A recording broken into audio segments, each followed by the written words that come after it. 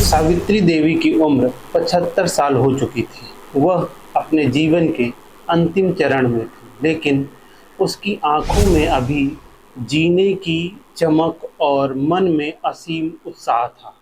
अपने बेटे और बहू के साथ रहते हुए उन्हें अक्सर अकेलापन महसूस होता था।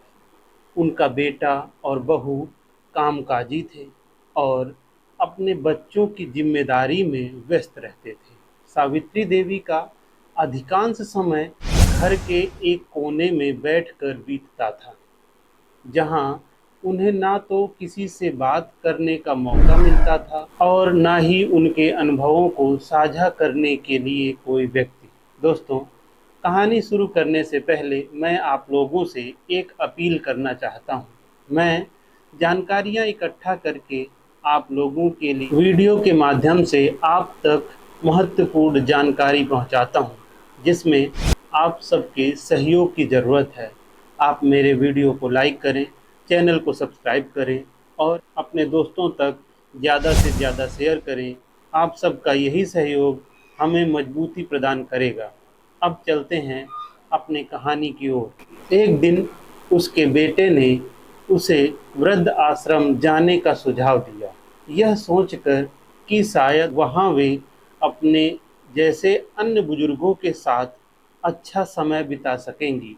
सावित्री देवी ने थोड़ी हिचकिचाहट के साथ इस प्रस्ताव को स्वीकार किया और वृद्धाश्रम चली गई।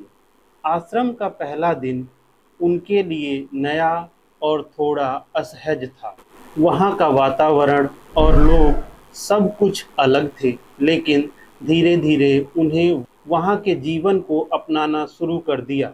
सुबह सुबह आश्रम के बीच में टहलना, वहाँ के अन्य बुजुर्गों के साथ चाय और चर्चा करना और सामूहिक गतिविधियों में भाग लेना उनके दैनिक जीवन का हिस्सा बन गया। आश्रम में कई प्रकार की गतिविधियाँ आयोजित की जाती थी। आश्रम की एक देखभालकर्ता ने बताया कि वहाँ संगीत का कार्यक्रम आयोजित किया जाता है। सावित्री देवी को गाना गाने का बहुत शौक था। उन्होंने इस कार्यक्रम में भाग लिया। उन्होंने पुराने गाने गाए।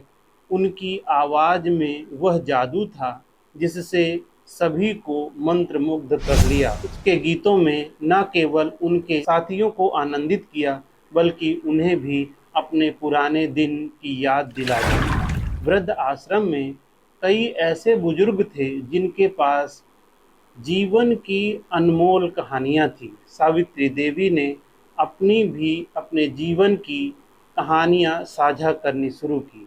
उसके अनुभवों ने कई बार लोगों को प्रेरित किया और उनके साथियों ने उनके साथ अपने अनुभव साझा किए। इस आदान प्रदान में वहाँ के वातावरण को और भी जीवंत बना दिया। धीरे धीरे सावित्री देवी ने महसूस किया कि वृद्धाश्रम में उन्हें नया जीवन दिया। वहाँ के मित्रों के साथ बिताया गया समय, वहाँ की गतिविधियाँ और उनके अनुभवों को साझा करने का अवसर मिला। यह सब उनके जीवन को नई दिशा और नई ऊर्जा दे रहे थे। सावित्री देवी ने जीवन के ये दिन सिर्फ वृद्ध आश्रम में बिताए गए दिन नहीं थे, बल्कि ये दिन थे जिन्होंने उन्हें फिर से जीना सिखाया, उन्हें आत्मनिर्भर और आत्मविश्वासी बनाया। यह उनकी एक नई शुरुआत थी, बल्कि अनेक जैसे कई लोगों के साथ एक नए परिवार का हिस्सा थी। दोस्तों, कहानी सुनाने के बाद आप सब की क्या राय है, हमें कमेंट बॉक्स पर लिखकर ज़रूर बताएं। दोस्तों, मेरा ऐसा कहानी सुनाने का मकसद किसी को डराना, धमकाना या भ्रमित करने का उद्देश्य बिल्कुल नहीं है, बल्कि आप सभी को अपने जीवन के प्रति जागरूक करने का उद्देश्य है। दोस्तों, मैं एक बार फिर से आप सभी लोगों से अपील करूंगा कि मेरे वीडियो को लाइक करें, चैनल को सब्सक्राइब करें और अपने दोस्तों तक ज़्यादा से ज़्यादा शेयर करें। जय हिंद, जय भारत।